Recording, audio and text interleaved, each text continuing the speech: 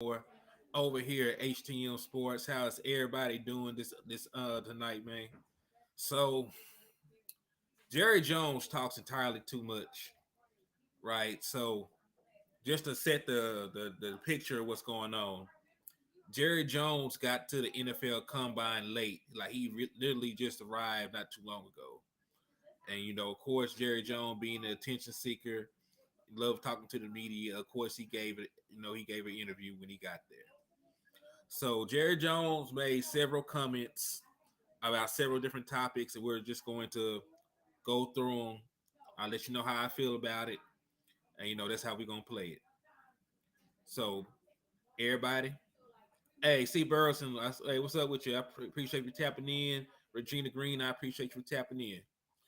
So yeah, so before I get started, everybody please hit the like button, hit the share button, and if you have not already subscribed, please subscribe as well. Tavis Banks, what's up with you, man? I appreciate you. Also, if it's in your heart, I'm going to add. Hey, Michael Lockhart, what's up with you? Cowboy fan 95, what's good with you, man? So yeah, I'm also going to add this in here for donations. Boom, I got it pinned to the top. So let's rock. So I'm actually just going to start with the one that actually pissed me off a little bit. Jerry Jones, and I'm gonna read the quote, word for word what the actual quote is. Jerry Jones said it is difficult to give Dak Prescott the type of supporting cast he had early in his career because he is on his second contract. Prescott is currently scheduled to count for $49.1 million against the cap. Brian Kite, what's up with you? OG Mac 06, what's good with you, man? So let me tell you why, what Jerry Jones said, is some bullshit, right? First and foremost, in the first couple of years of Dak Prescott's career, they did not just actively go out and put this all-star cast around him. Eli, what's up with you, man? They did not do that. Right. He did come into a good situation. He did. But this idea that they had a team like 2017 around Dak Prescott at that point in time is just not true. Double R, what's up with you, man? I appreciate you for tapping in. So yeah, so this thought process is just not true because in 2016, Dak Prescott had Dez Bryant, who was had been suffering with multiple lower leg injuries, and he was not the same guy he was in 2014. Right, Jason Witten was older guy. He was still a very serviceable tight end and getting first downs and being open, but he was not a dynamic tight end like Jason Kelsey. He was not a tight end like Kittle at that point of his career. Like none of that. We did not have like all these great other wide receivers. We had Terrence Williams, who was out of the league in a couple years after that, and we had Cole Beasley. Ezekiel Elliott, he came in, did what he did, but he was a rookie that was drafted the same year as Dak Prescott was. So they did not have the super team around Dak Prescott 2016 or 2017 because they were pretty much the same roster at that point. Also in 2018, they cut Dez Bryant and did not replace him with any adequate wide receivers. They cut Dez and they replaced him with a rookie Michael Gallup, who was a third round pick, and they replaced him with Allen Hurns, who had one good season his entire career, and Deontay Thompson, who after he got cut by the Dallas Cowboys, I don't believe Deontay Thompson ever played in the NFL again. So those were the guys that they went out and got Dak Prescott in 2018, and it went so horribly for them. That's when they broke down and got Amari Cooper. So this notion that Dak Prescott's contract is what was preventing them from putting players around him, or the notion that he had this all-star team around him to start his career, at least at the skill positions, is just not true. So Jerry Jones talked about Dak Prescott's future contract is going to prevent him from putting a team around him. Well, Dak Prescott's rookie year, he only made $500,000 against the salary cap, right? Because you remember, Dak Prescott was on a rookie deal, and he was a fourth round pick, so he was making next to no money. He was making next to no money, on his first contract, and they still did not go out their way and put a great team around him, like you see in San Diego, or you see what the Eagles did.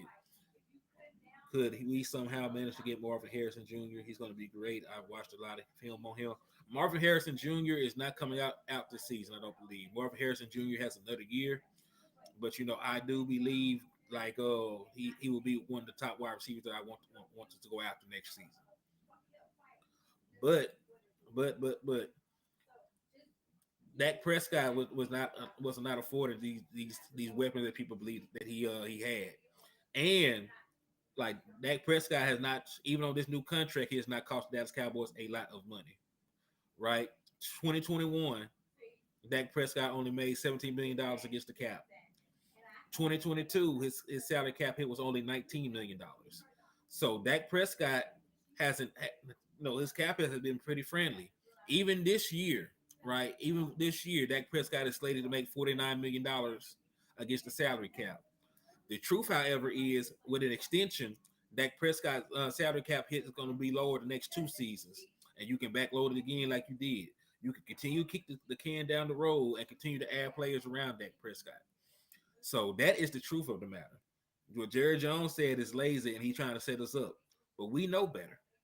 We know that there's other $40 million a year quarterbacks that have good players on their team, right? Kyler Murray makes $46 million a year, but he still was able to get DeAndre Hopkins, right? Matthew Stafford makes $40 million a year. However, his team was able to still keep Cooper Kupp on the roster and pay him. They were able to go out and get Odell Beckham, right? Even though they did not retain Robert Woods, they brought in Allen Robinson, right? So they actively went out and put players around their $40 million quarterback. So Jerry Jones cannot sit here and say Dak Prescott's contract will handicap them from adding players when no other team has that problem. There are no other team in the NFL who was not who was having issues putting players around their quarterback that they paid them. So that's a cop out. He thinks we're stupid.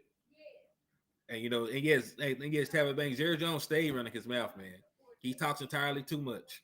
He speaks entirely too much on stuff like this. And he thinks we're dumb, man. Because he thinks we're dumb. But I hope and pray that Jerry Jones doesn't try to shortchange us. Now he made some comments that were contradictory, right? He did say not to rule out another comment he made. He said not to rule out the Dallas Cowboys making a splash in free agency and adding the right free agent veteran. Dollar Bill Jones is convincing Jerry to be cheap. Double R facts. Yeah, man. So I don't know. It's crazy. It's crazy. But yeah, let's talk about some of these other comments that Jerry Jones made. Let's talk about some of the other comments that Jerry Jones made. Let's go through them. Let's go through them.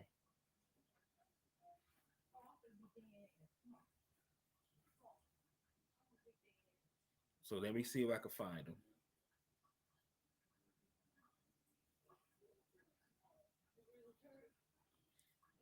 Okay. Don't dismiss us doing something special. Y'all hear this? Right. Veteran free agent.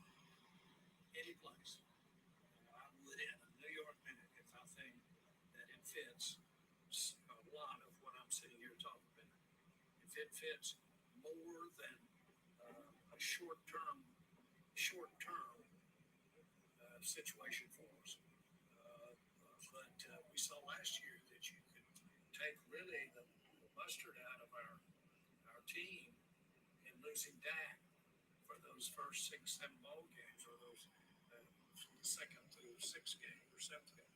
You saw what that could have done to you had you had a good plan in place, but then you saw some things you couldn't have expected. So Rush step up there and get it done. That buoyed me to never think that a single player, no matter who he is, in our case it was Dak, could basically keep you from putting yourself in position to win a Super Bowl. I'll never have that cross my mind again after what we saw with Dax, how the team, what the coaches did, what Mike did, then how the team stayed in there and fought back on that. And that will dictate, when you are reminded that happens, that'll dictate some of our personnel decisions right now. It will. Because we don't want to say, well, you lose your quarterback, you might as well kiss him goodbye. But that doesn't have to be the case, and we won't practice that this year. We'll be, I hope, readier even than we were last year if we should lose Dak. Okay. So that was another comment. He said, "Don't dismiss the Cowboys doing something special." He said you can still expect them to try and make a roster move, even though they expect. Now, hear me out. This is why I don't think the Dallas Cowboys are really going to make a roster move now. With Jerry Jones opening his mouth, as he said, he expects a lot of the young players. Right? He said he expects a lot of young guys to contribute. It's the same song and dance as it is every season. We use the draft to fill up the roster. We find a couple guys that can contribute. The team overachieves because right, you ain't really supposed to go as far as you go with as we be going with these young players with these rookies, right? And then we get there, we come up short, and it's the same song and dance every off seasons, right? So I don't particularly I don't know if I really believe they're going to make a big play in free agency. It does not fit the MO of the Dallas Cowboys. Over the last couple of years, the Dallas Cowboys are actually 31st in total spending. Not just free agent spending, but they're 31st in spending in the NFL. I mean, they don't even pay their own guys. So, Jerry Jones is out here in these streets lying to us like we done. Also, Cowboys 3322. I appreciate you for subscribing to the channel. Much love and thank you for the support. So yeah, man. So Jerry out here is out here double talking, fast talking, trying to be a salesman, and really a lot of the stuff does not need to be said. He also made some comments, in regards to the running game, right? Jerry Jones, in regards to the running game, said he does not necessarily want to run the ball more, but he wants to be more efficient when we do run the ball. Right? He said he was not sure of the exact numbers, but he doesn't think that the Dallas Cowboys need to run the ball more. He said he was not happy with our yards per carry, but he doesn't think the number of attempts, was the issue. And I can sort of agree with that. I believe that we need to be better, when we run the ball situationally, because if you look at the actual number of rushing attempts the Dallas Cowboys had, we were top five in rushing attempts in the NFL. I think the only team in the NFC that rushed the ball more than us with the Philadelphia Eagles. So it is possible. It is very possible that he might be right about that. However, you know, it should still be run the damn ball. You, I get what I get what he's saying. I'm trying not to be jaded about the last comments he made, but I have no real issues about what he said there. We were a top five rushing team last year, and we could have been better with our play designs in the run and our situational times when we ran the ball. And of course, we definitely could have been better in controlling the clock. Once we actually ascertain leads in these games. So that comment, it rubbed me the wrong way when I first read it, but when I actually went back and looked, I understand what he's trying to get at there. But I'm like, yeah, like, well, the first thing he said that really pissed me off because think about it. I said this on the show before. Dak Prescott is a $40 million a year quarterback that has never cost the Dallas Cowboys $40 million against the cap, right? Because he was making less than $1 million the first 3 years of his career, right? He was making under $1 million. The fourth year of his career, hey, what's up with your Plemker 101? What's up with it? I appreciate you tapping in with me. So yeah, first three years of his career, he making under $1 million. Fourth year of his career, he only made $2 million. The most money that Dak Prescott has ever cost the Dallas Cowboys is in 2020, when instead of working out a long-term deal that was cap friendly, the Dallas Cowboys forced Dak Prescott to play on a 1-year franchise tag for over $30 million.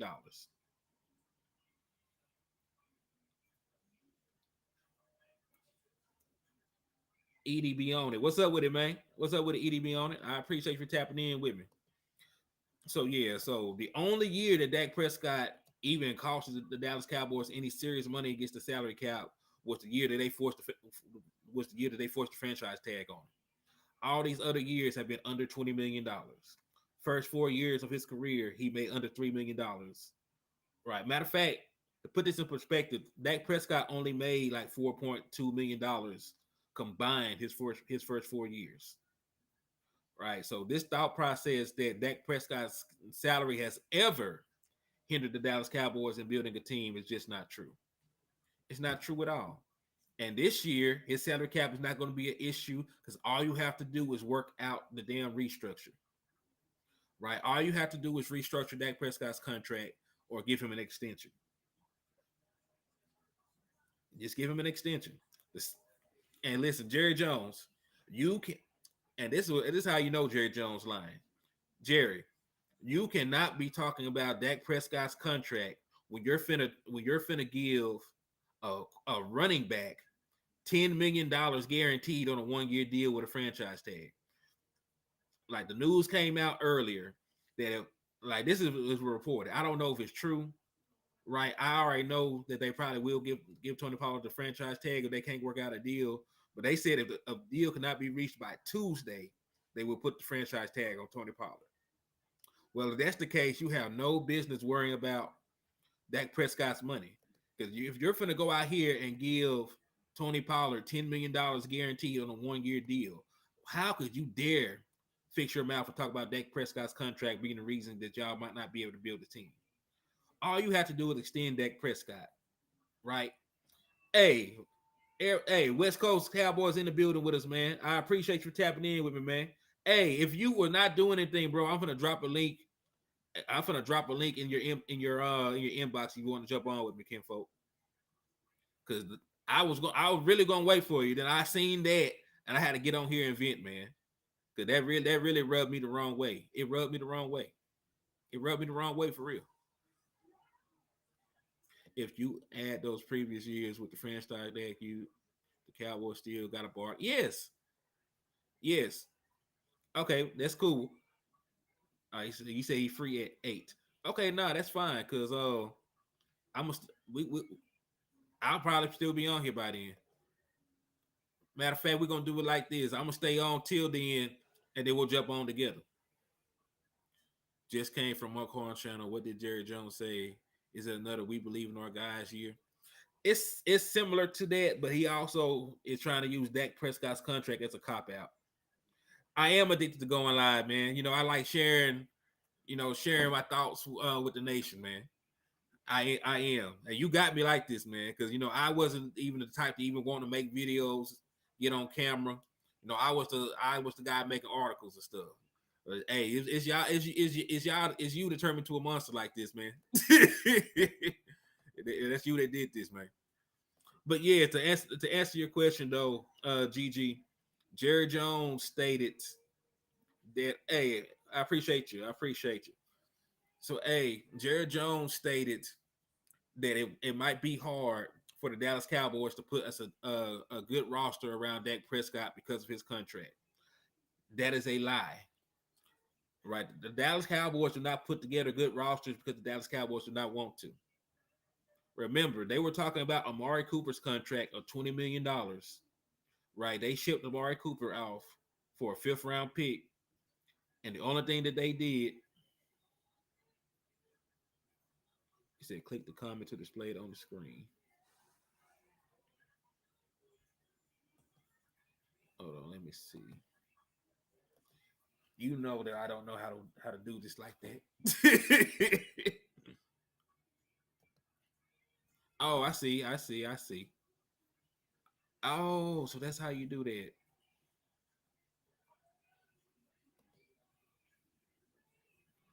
Okay.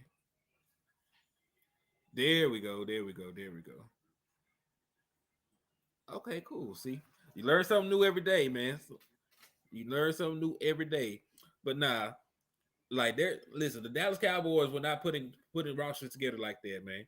They shipped out Amari Cooper, who was only playing for $20 million a year, right, for a fifth round pick.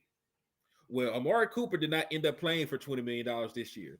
He actually restructured his deal, and his cap hit this year for the Cleveland Browns was only like $5 million. The Dallas Cowboys could have did the same thing and kept Amari Cooper on this team long term, and we would not have these issues at wide receiver. We would not be watching all this wide receiver tape and stuff like that. If we actually just I see now. I see now. So yeah.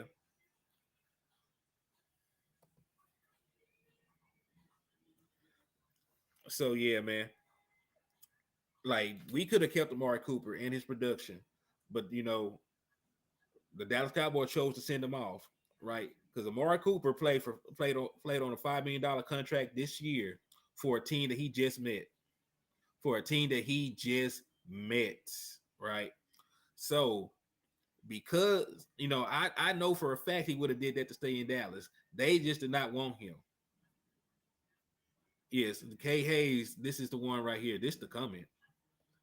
It's hard to build a team when they use the franchise tag every year. Exactly. Because the franchise tag is guaranteed upfront money for whichever player that you slap that tag on, right? That's why it was done to franchise tag Dak Prescott. You needed Dak Prescott. You knew you could not upgrade over Dak Prescott. But instead of going ahead and signing Dak Prescott, when you had a chance to get him for cheaper, right? You waited multiple years, let the market reset two times, because they actually franchise tagged Dak Prescott twice. They only consider him being tagged once because they rescinded the last tag because they got a long term deal done. But you franchise tagged Dak Prescott for over $30 million for a 1 year deal, and he got hurt, only played 5 games, right? So things like that, franchise tagging Dalton Schultz, giving him $10 million up front, right? You talk about franchise tagging Tony Pollard, getting him $10 million up front with no way to manipulate it to lower the cap hit for the year. Like those are the things that are not good roster building, right? Signing your franchise quarterback, who was a top 10 quarterback, by the way, to a deal where he's only and listen, Dak Prescott is only like the ninth highest paid quarterback in the NFL. A lot of y'all, may hate to hear this, but Dak Prescott is paid accordingly. He is a top 10 quarterback. He is making barely top 10 quarterback money right now. So, y'all act like y'all want us to go out here and find Jesus in sandals. He's going to play for $20 an hour. That's not how it works. Right. So Dak Prescott is actually playing on a pretty team friendly deal right now, considering what the quarterback market is. Daniel Jones, Daniel Jones now is asking for $45 million a year. Kyler Murray, who is injured and has never won a playoff game. I know I always go on the spiel on little Kyler, but he's making $46 million a year. Dwayne Moore said, as I said before, even if Dak was gone and we had a different quarterback, what would change? Players have to overcome dysfunction of the front office and other teams. Yeah, man. Yeah, exactly. Like, and listen, we done been through multiple quarterbacks, man. Like we had Tony Romo, we couldn't get over the hump because of the front office, right? We're having the same issue with Dak Prescott. Then we had a laundry list of these other quarterbacks in between, right? They weren't any good. So even when the Dallas Cowboys get company quarterback play, right? We come out the desert of mediocrity at the quarterback position, and we get guys like Tony Romo, we get guys like Dak Prescott who are surefire top 10 quarterbacks when they played. We still cannot win because Jerry Jones and the front office mismanages everybody's contract, right? You paid Zeke, and listen, I'm glad they paid Zeke, but remember, you paid Zeke early. You gave him a contract before Dak Prescott, right? You doing all these franchise tag, all these things, that are not necessarily good roster building. You can't just come back then and say the Dak Prescott contract is the albatross. Dak Prescott still is playing, at below market value for his production. I swear them using the franchise tag is an excuse for them not to do anything in free agency, or the Cowboys extending that, or is Jerry saying they're not so they can complain about the cap? man. It's probably a little bit of both. Like that, like they're going to do that anyway because they like staying in the media spotlight. They like being involved in the chatter because this Jerry Jones is a marketing genius. He's a businessman. He knows firsthand that there's no such thing as bad publicity. So I think that they'll eventually get an extension done with Dak Prescott because it's the smart thing to do, right? You're already so far in the negative. Like you're so far in the negative, you have to extend Dak Prescott. Like the Dallas Cowboys are like $10 million in the red right now. So unless they're planning on actually cutting some of these guys that they claim that they want to keep on the roster, you're gonna have to extend Dak Prescott, uh, extend some of these other guys, and clear up some cap space. Common sense, what's up with you, man? I appreciate you for tapping in. Hopefully, McCarthy and DQ can help the team win the Super Bowl in spite of the Jones. I mean, I hope they can, but man, at some point, man, it should get to the point where we should not have that train of thought.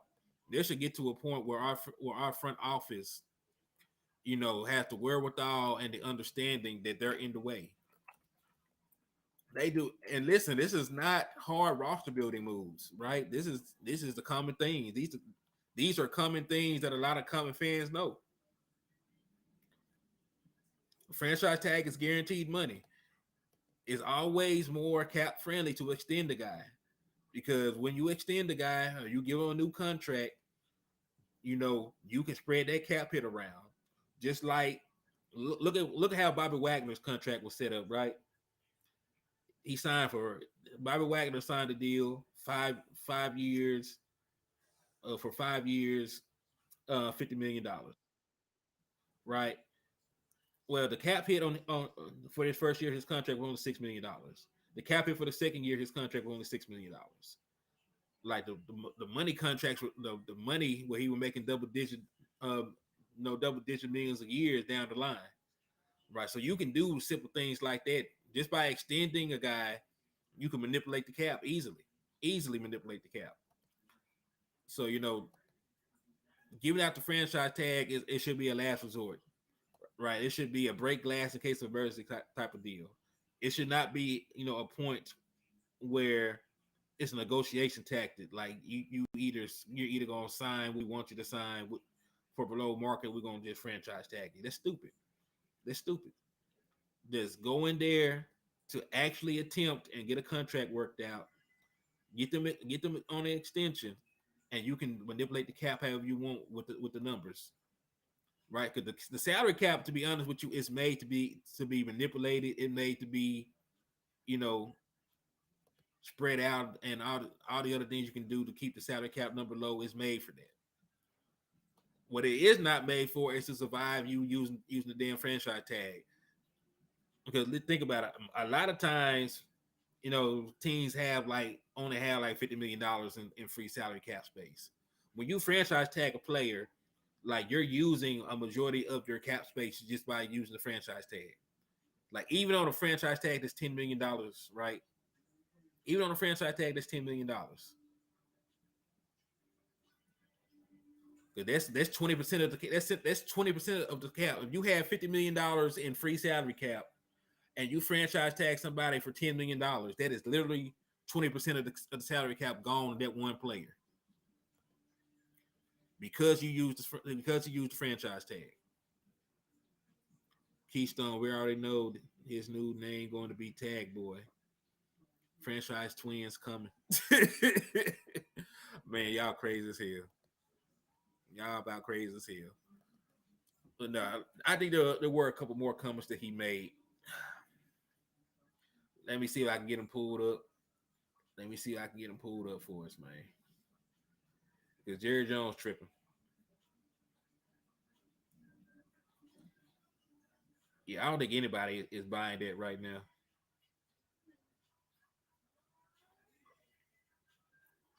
Dallas be tagging like graffiti artists. Ooh, Keystone. Dollar bill tag. Oh man.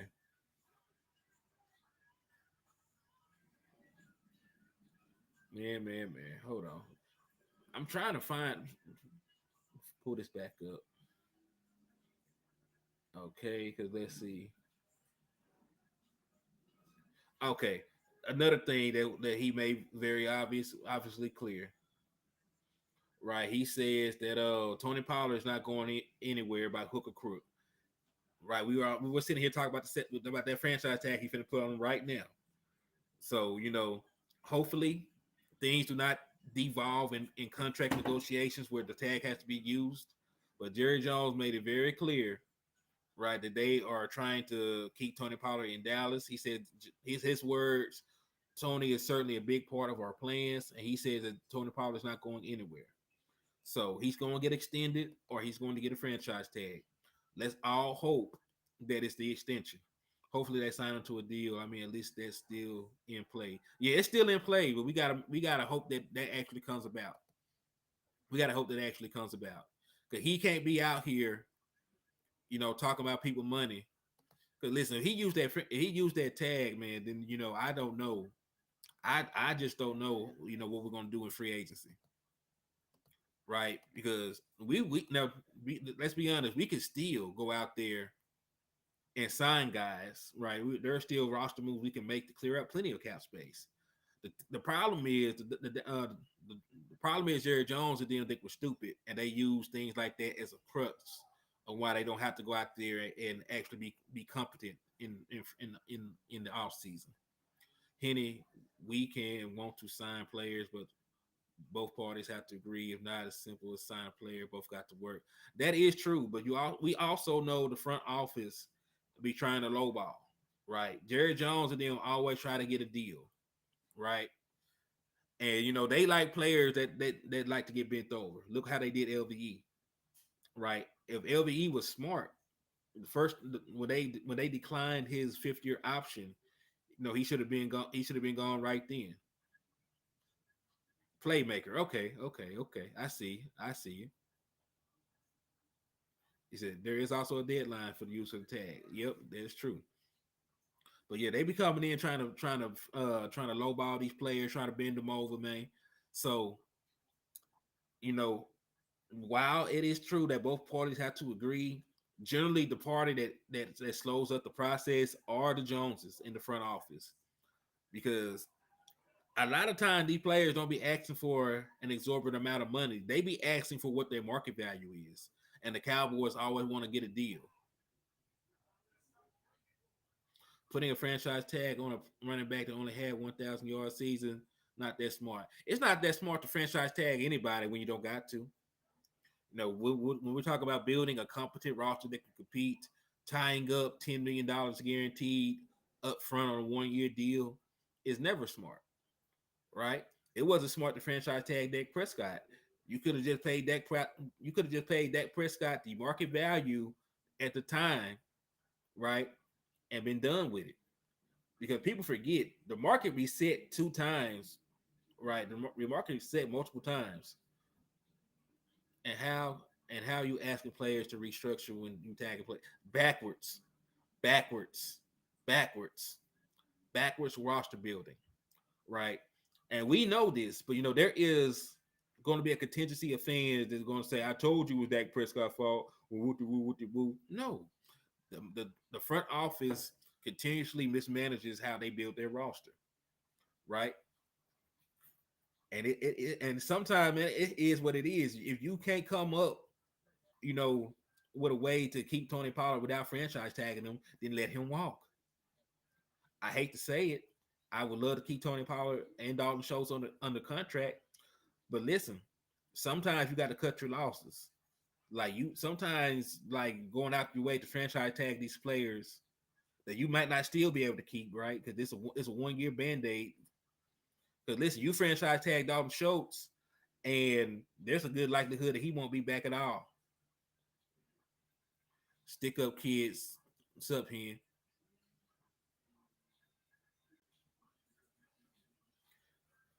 Well, he has a market now, right? We had a market now. And this is the thing, like we did LVE dirty because we denied his 5th year option, then brought him back for peanuts. Like he would have made way more money, and who to say that he couldn't have signed that same deal somewhere else, right? because we signed him for peanuts. But there are still plenty of teams that need starting middle line that need starting linebackers. So yeah, we did we like so like there wasn't a huge market for LVE, but for veteran players, there usually somebody will kick the can on them. So let's see. But yeah, what's up, Sticko Kid? But yeah, man. I don't get it. It seems like it's what type of deal you think Tony would turn down, and this the thing, man. Like, this the thing. I don't think Tony Pollard would turn down a reasonable deal, like a deal, that said 30, that said $10 million a year on paper, right? A deal that said $10 million a year on paper is better than $10 million guaranteed deal, because the way that you can work it around, the way that he can work it around now, right? Sign him for the extension. Let's say it's a 3-year, $30 million deal. Well, if his signing bonus, if he gets $10 million at the time of signing, he got $10 million up front already, right? On a 3-year deal. So you only owe the man 20 more $1 million, right? If it was worked out like that. So let's say it was 3 years, $30 million. They gave him $10 million signing bonus, right? The signing bonus does not go against the cap. You just have to give him $20 million over the next 3 years. So at that rate, $20 million over the next 3 years is 6,000,000.66 $100,000. So a year. So that is much more manageable than just giving somebody $10 million up front. Now on paper, he's making his $10 million a year. Cap wise, it's well below $10 million, and you can maneuver that. Also, what if Diggs really holds out? We need to have money for him just in case we really, yeah. And this is a thing though, right? Like Diggs' contract is not even going to affect us going forward because Diggs still has a year under contract. So if you sign Diggs to an extension, like you're gonna pay him very little money up front. You're gonna pay him very little money up front to be on the roster, right? The big money years are gonna be down the line. So like we should have listen. There should be no talk about anybody's contract, you know, hindering them from extending Diggs. There should be no talks of anybody's contracts hindering them from extending CD Lamb because they can do that, right? And we have a lot of holes on our team right now. Right now, we have a bunch of holes on our team, right? We still have to re-sign Terrence Steele, or we don't do that, we'll have to go out and find a starting right tackle, and that's a scary proposition. So you need to have money free to sign him, right? You need to find out who your cornerback two is going to be. Usually, Dallas Cowboys will try to sell you on Anthony Brown being back, but because he ruptured his Achilles, he's probably not going to be back anytime soon. Right? I don't expect if he is healthy, I don't expect him to be back until the middle of the season. Right? I'm talking about middle. I'm talking about 8 to 7 games in. That's when I expect Anthony Brown to be back with the kind of injury that he had. So there's holes around this team. There's several holes around this team. And you can even say wide receiver, right? You can even say you might need another wide receiver. So you have a lot of spots you need to fill, and you can't just be nonchalantly tying up assets in one player, especially at the running back position. So I just get the deal done. If you want him that bad, get the deal done. Because listen, there are so many ways to structure these deals where the franchise can still win. The franchise can still win on this deal and satisfy the financial check boxes that they want that the player wants to check. So that what really that's the thing that really upsets me because we seen so many other teams maneuver and get this thing done, right? So that's how I feel. That's how I feel about that. He said, TP can't turn down anything right now because of his injury. Right. And then this is the thing, like this should not even be a long drawn out negotiation, right? For either one of those guys I mentioned, for Terrence Steele or Tony Pollard, both of these guys are coming off of years that they ended the season injured. Your TP get majority of the carries and less explosive runs. Watch his run carries plummet like the Jones fickle fans going to jump off the bandwagon. Yeah, that's how it tends to happen, man.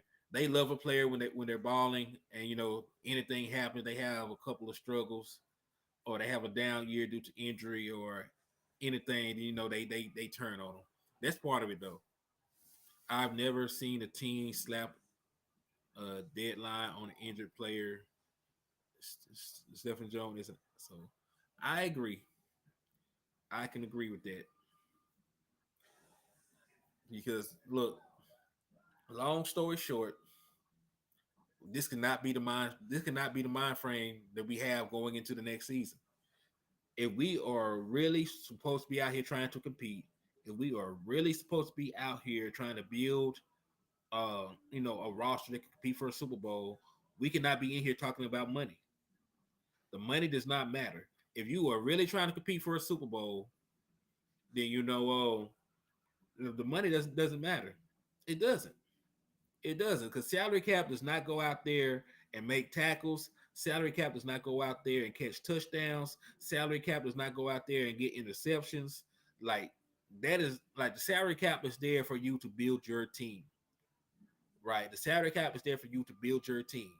It is okay to have years where your salary cap is not good, as long as put a good roster out there before, right? I understand not being able to keep a team together for 5 years, but you can keep a team of adequate players together for at least three, right? You can give yourself a 3-year window where you can legitimately compete for a Super Bowl every year. But the Dallas Cowboys, like you heard Jerry Jones quote from earlier in the season, he said he likes being in the middle, right? He said he likes being in the middle.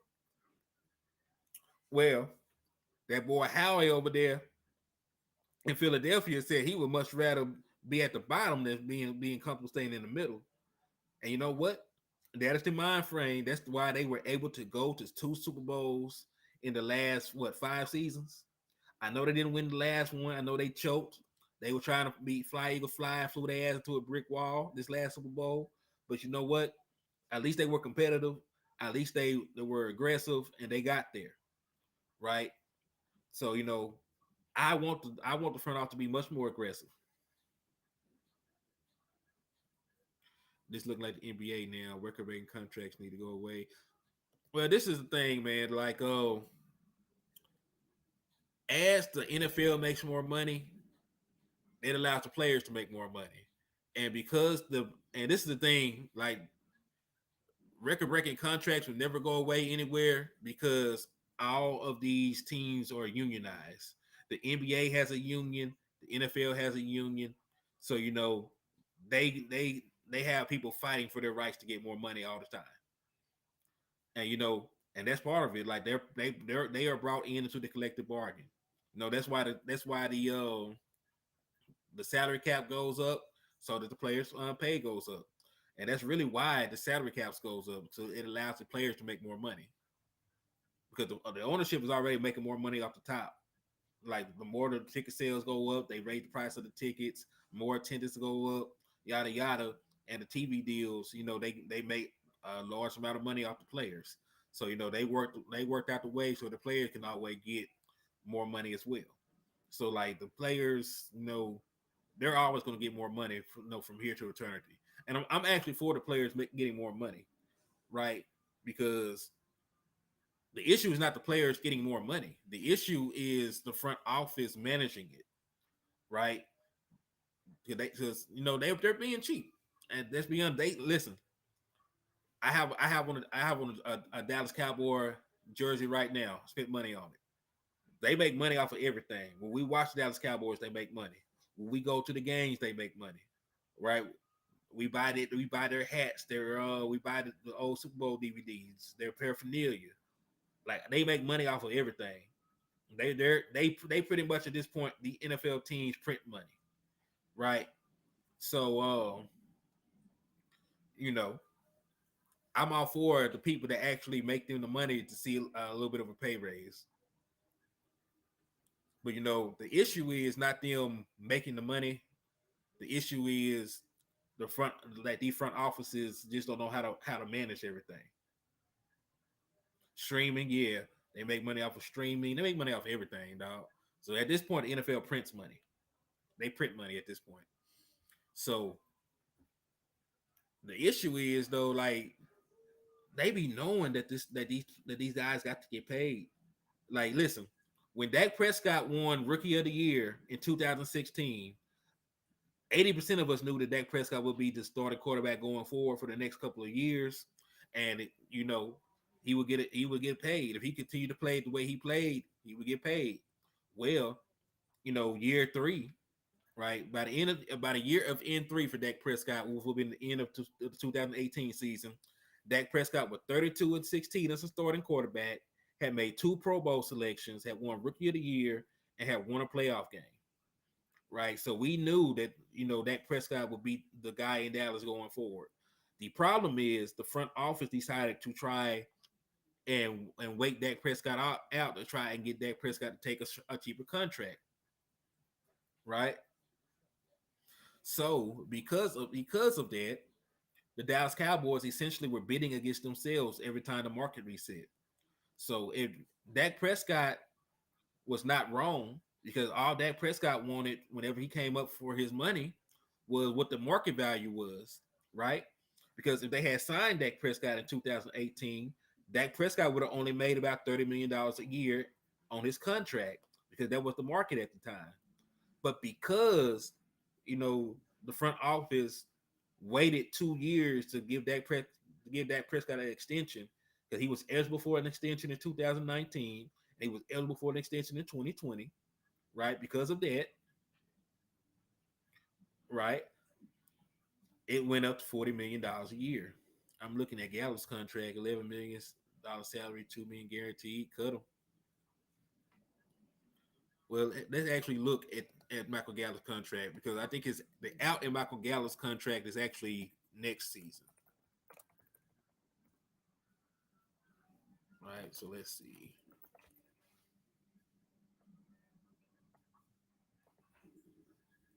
All right. So this is Michael Gallup's contract for the 2023 season. Michael Gallup's cap hit is actually $13 million. Right.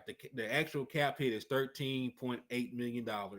He has a base salary of $11 million, and he has a prorated signing bonus of $2 million. Right. But the dead money on Michael Gallup's contract, right? If you cut him, there's a lot of dead money. The dead money on Michael Gallup's contract is $19 million if you cut him this season. And if you actually designate him for 13 for post June the first cut, the dead cap money is still going to be $13 million.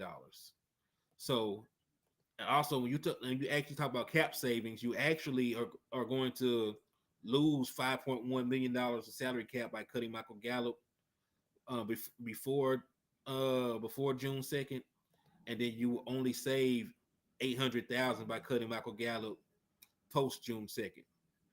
But the actual out in Michael Gallup's contract is in 2024 because you cut Michael Gallup post June 1st, on June 2nd next year, you actually save $9.5 million.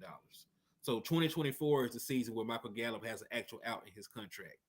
Like you actually would damage the cap. You will damage the cap a lot by doing that. It might about Dak's agent and asking price of holding the line. Bigger the number it is an average time to new clients by the agent. That is true.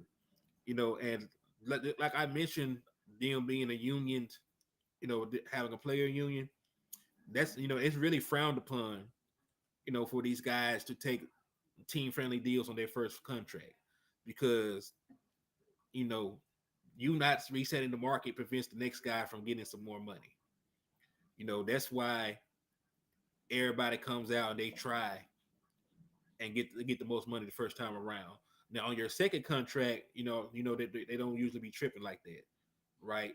Like some guys, once they already got to reset the market one time, they might come back to the table and take a little bit less money or try not to be the highest paid player at times. But because of the player union, because of how things work, they generally want you to try and reset the market when you come up. Wonder could they make cash from this year and convert it into a signing bonus this season? I don't know. There's some other roster moves they can make without touching Michael Gallup though, and this is a proven year for Michael Gallup for me too, right? Because I'm gonna be all the way 100 with you. I did not want the Dallas Cowboys to re-sign Michael Gallup, right? Not over Amari Cooper, right? Because listen, the Dallas Cowboys have made some very questionable decisions in personnel. They chose Boss Man Fat over Asante Samuel Jr. in the draft. They chose to keep Michael Gallup, who was injured at the time, over a completely healthy Amari Cooper. So the Dallas Cowboys, when you talk about the roster, they are the ones that jacked the roster up. They are the one that made these decisions, right? They are the one that made these decisions on why you don't have a quality receiver. Yeah, like MG13 is the fade route master, right? He's a contested ball catcher. I like the things that he does, but he's not a better player than Amari Cooper is. Like Amari Cooper is faster. Amari Cooper was a cancer to the Jerry Jones deal, right? Because if you ask the locker room, they rock with Amari Cooper. Matter of fact, after Amari Cooper was traded, like them boys still went to that boy birthday party. Like they had threw a birthday party back down in Florida, and most of the team showed up to it, even after he got traded.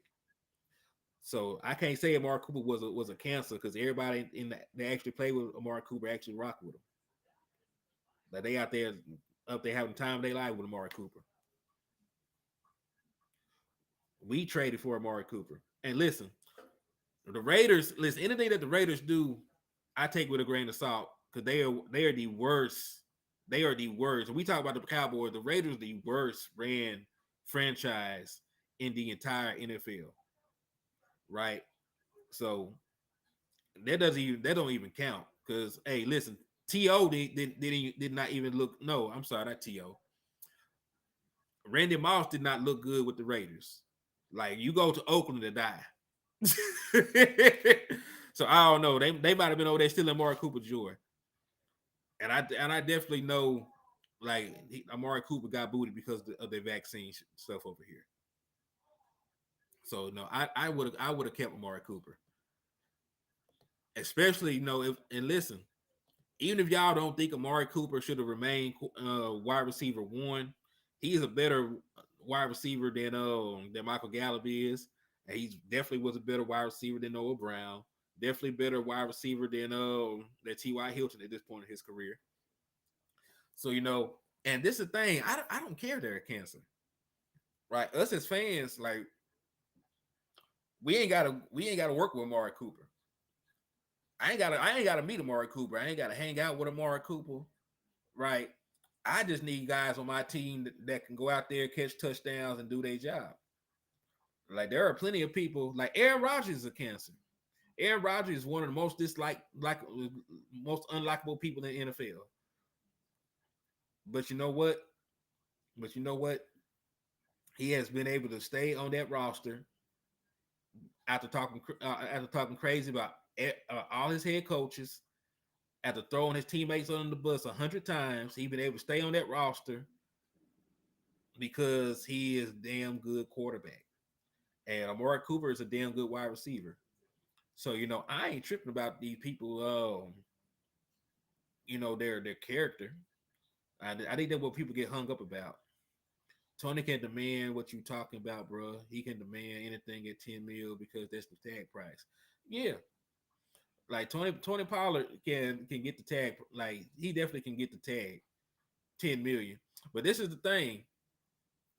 Listen, go out and show me on film where Amari Cooper quit on plays. It's hard for me to believe that Amari Cooper just gave up on all these plays y'all talking about. And listen, CD Lamb give up on plays too. Like those interceptions y'all see when he don't cross where he don't cross the safety face, that's not giving up on the play. He halfway run his route because he don't want to contact the safety. That's not giving up on the play.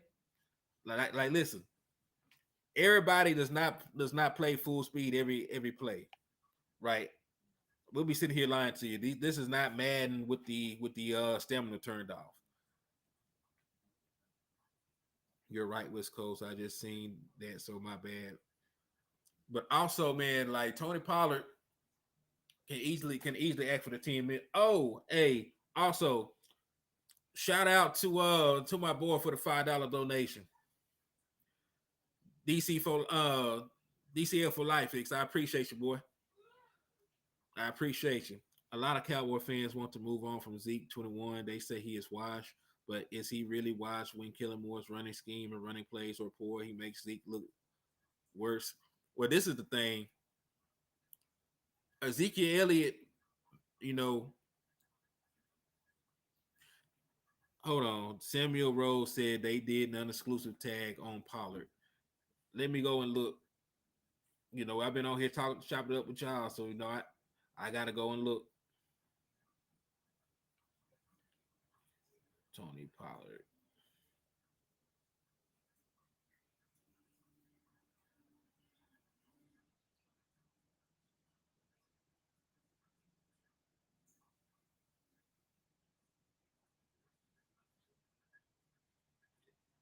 I don't see anything on it yet. I still see the same report that he's expected to receive the franchise tag. They cannot get a deal done,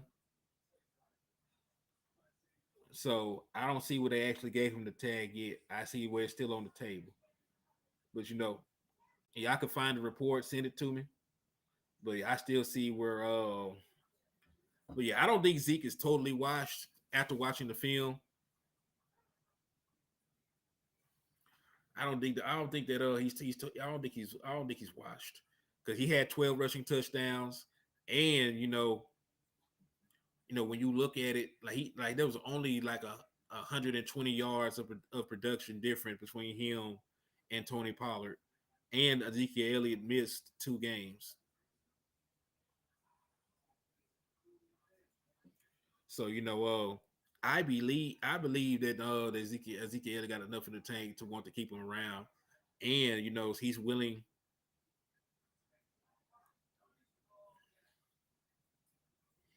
And they're willing to, that look like both sides want to get something done to lower his cap hit.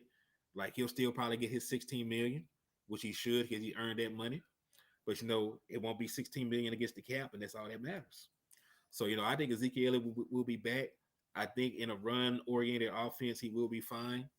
And it's also going to be dependent on if Ezekiel can stay healthy, because his production sort of waned when he got hurt, and then the offensive line around him got hurt. So it's not really that Ezekiel is washed. I just think that Ezekiel just needs to stay healthy, and the line needs to stay healthy around him, and you will be more happy with the product you got from Zeke. Because this is a crazy this is a crazy, but yards per carry though. Like before he got injured, he was averaging like 4 yards a carry though. Landlord from Wakanda. So that's why I feel like Ezekiel still got some in the tank, because before the injury he was averaging 4 yards a carry. You average over 4 yards a carry. Now cumulatively for the year, yes, he for the year he ended with like 3.8 yards a carry. But before he got hurt, he was averaging over 4 yards a carry. So, I'm projecting Zeke being healthy again to start the season, being able to contribute at the level that he used to contribute. And also you got to think about it, like these guys are splitting carries. If we run the ball 31 times, then that means that Zeke probably got 16 carries and Tony probably got 15 carries. So, it's not like, and Ezekiel Elliott is a guy that used to get like 20, like 25, 28 carries a game. So, to go down 12 touches, like that's something that he has to get used to, right? Because the first 16 for Zeke used to be a warm up, and then he used to kill him on the last 12, like last 10 to 12. So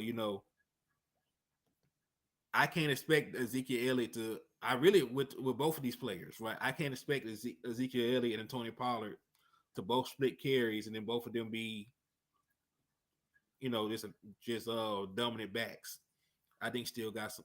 I think Zeke still got some gas in tank. He can still wear that defense down, open up for TP, DC for life. Let's go Cowboys 20-yard run. I know that's right, man.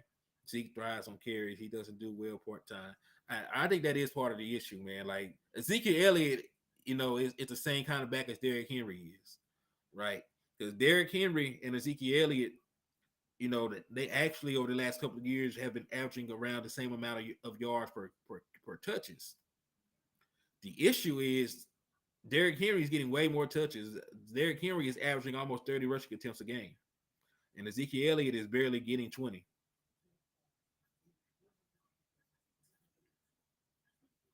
Yeah, and that's the thing. Like he would have easily had crossed the 1,000-yard mark if he had played the full season. He only started 14 games. He missed two because of injury. And of course, in the game that he got injured, he was not fully healthy. He finished the game out, but he was not fully healthy that game. So but you can't expect Ezekiel Elliott to go for over 100 yards every game with 16 carries. It's not. That's not going. That's not going to be what it is, right?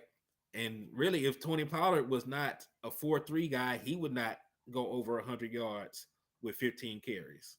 Because you realize a lot of the time Tony Pollard is breaking out a 50-yard run, and then his other carries he might have 50 yards combined.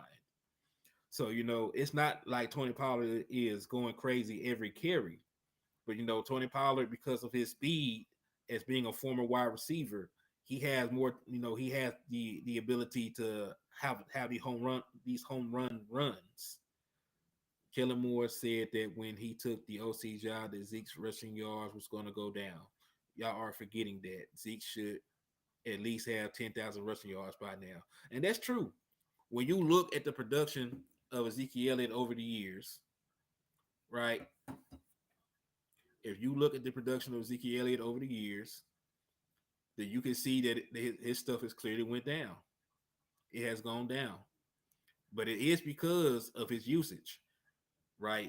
There's a direct correlation between the drop in Ezekiel Elliott's rushing attempts and the drop in his production. You cannot have an impact on the game if you do not give him the ball. Like there have been several games where Ezekiel Elliott had single digit, rushing attempts. Right? There's been games where Ezekiel Elliott got 9 carries. So I don't really know what people want Ezekiel Elliott to do. You want him to split carries and get 100 yards? Like that's not possible. It's not. It's not really possible. Not for his running style. Not for the kind of play. Not for the kind of back he is. Said TP can beat you with his speed. Yeah, Zeke calling card is feed me. You have to ride tier 1 running backs until they find a groove. I agree. Yes, like that is Ezekiel's running style. Like Ezekiel needs carries to be productive.